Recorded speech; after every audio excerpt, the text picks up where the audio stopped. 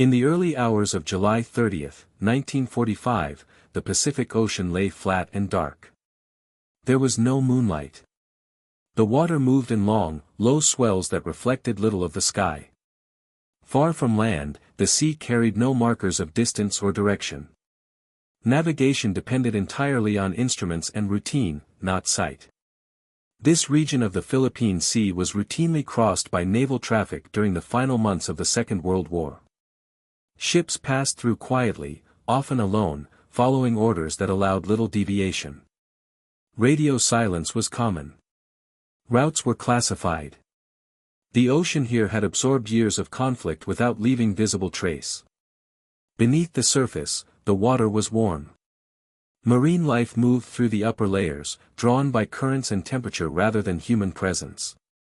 Sharks were native to these waters, as they had been long before the war. Their movements were ordinary and unremarkable. Above the surface, the horizon was uninterrupted. There were no lights, no nearby vessels, and no indication that anything would soon change. The sea did not signal danger. It remained neutral, indifferent, and vast. Shortly after midnight, a heavy cruiser moved steadily through this darkness, maintaining course and speed. Within minutes, it would no longer exist. USS Indianapolis was a Portland-class heavy cruiser commissioned in 1932. By the summer of 1945, it was one of the most traveled ships in the United States Navy. It had served in the Aleutian Islands, the Central Pacific, and throughout major amphibious campaigns. Its hull showed the wear of years at sea, though it remained operational and fast. In mid-July 1945, Indianapolis was assigned a classified mission. Departing from San Francisco on July 16, the ship carried components of a new weapon to Tinian Island in the Mariana Islands. The nature of the cargo was known only to a small number of officers. The delivery was completed on July 26. The ship then received orders to proceed unescorted to Leyte in the Philippines for training exercises. The crew numbered approximately 1,195 men. Most were young. Many had joined the Navy during the rapid mobilization of the war years. Some had seen extensive combat, others had spent much of their service in transit or support roles. Training varied widely across departments, though all were accustomed to long periods at sea. Life aboard the ship followed a regulated rhythm. Watches were kept. Meals were served. Maintenance continued regardless of location.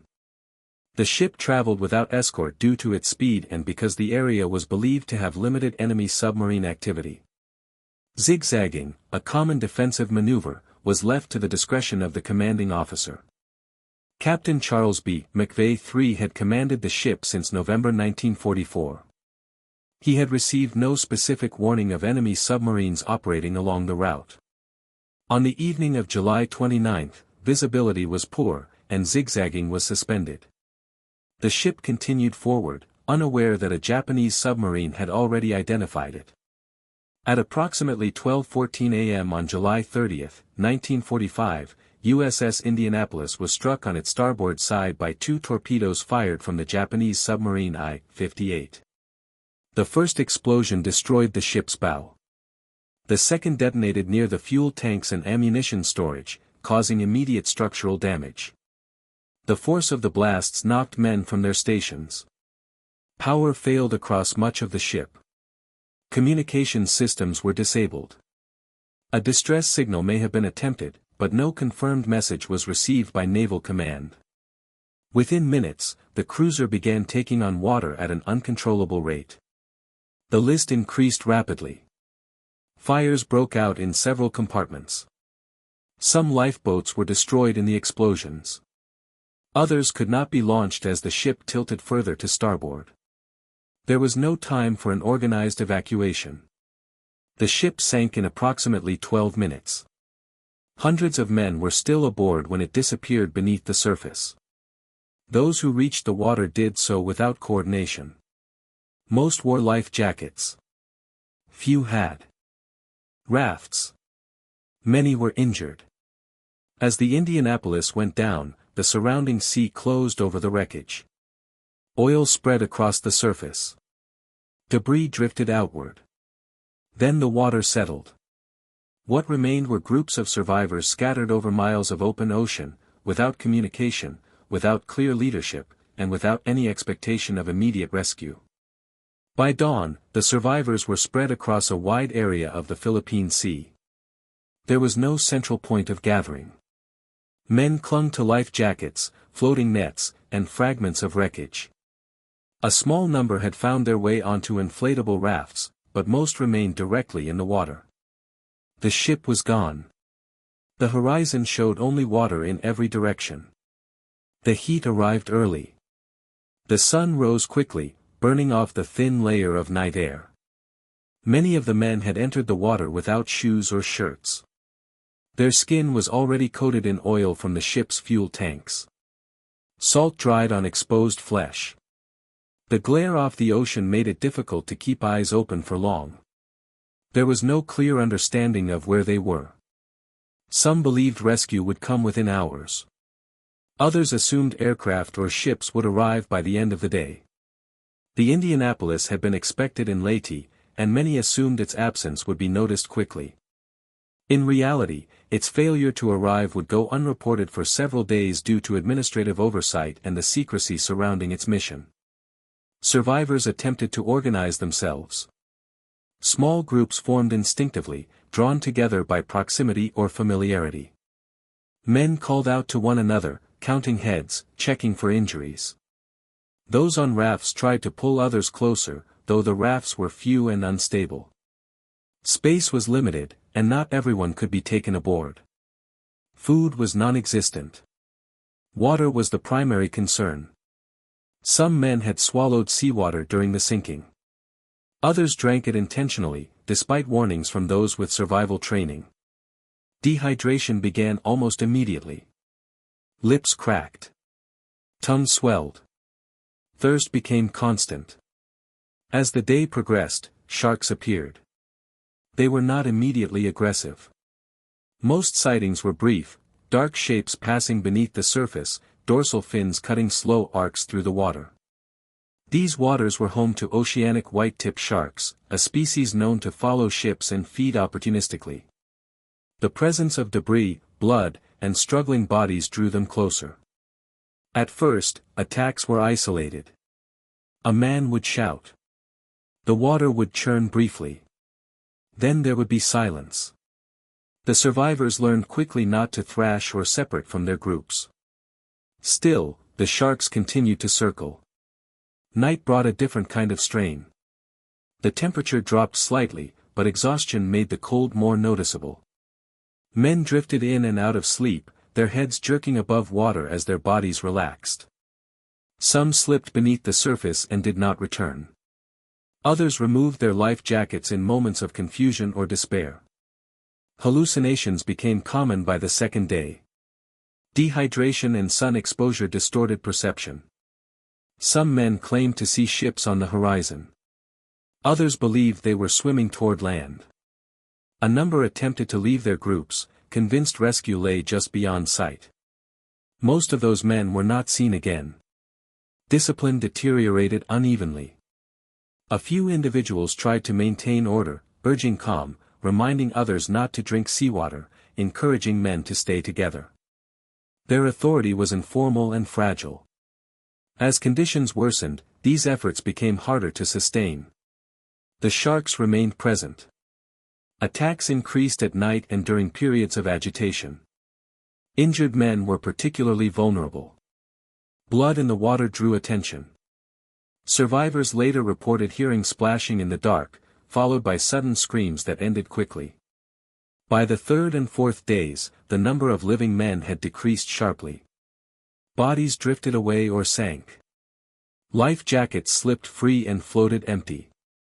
The sea gradually reclaimed the evidence of what had happened. Those still alive moved less. Energy was conserved by necessity. Conversation faded. Many stared at the sky or fixed their attention on the slow movement of the swells. Time became difficult to measure. Days blended together, marked only by sunrise and sunset. No aircraft appeared. No ships crossed their path. The ocean remained unchanged. By the fifth day, the condition of the remaining survivors had deteriorated severely. Dehydration was advanced. Skin peeled and blistered from prolonged exposure. Eyes were swollen and sensitive to light.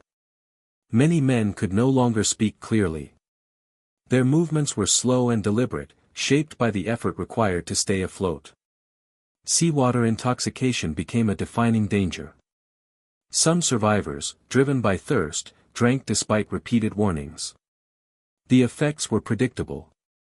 Confusion intensified. Judgment failed. Men became restless, argumentative, or withdrawn.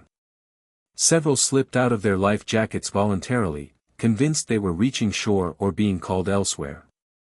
Others attempted to swim toward imagined objects on the horizon. Few returned. The sharks continued to patrol the area. Attacks were not constant, but they were persistent. Survivors later described the pattern as selective. Isolated individuals were taken first. Injured men were taken quickly.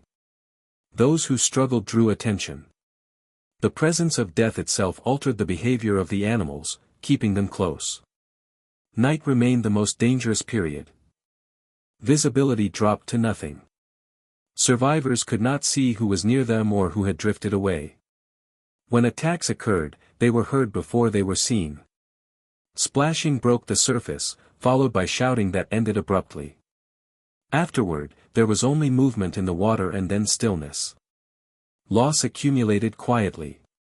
Friends disappeared without ceremony. There was no ability to recover bodies or mark deaths. Survival required detachment. Those who remained focused on staying afloat rather than counting who was gone.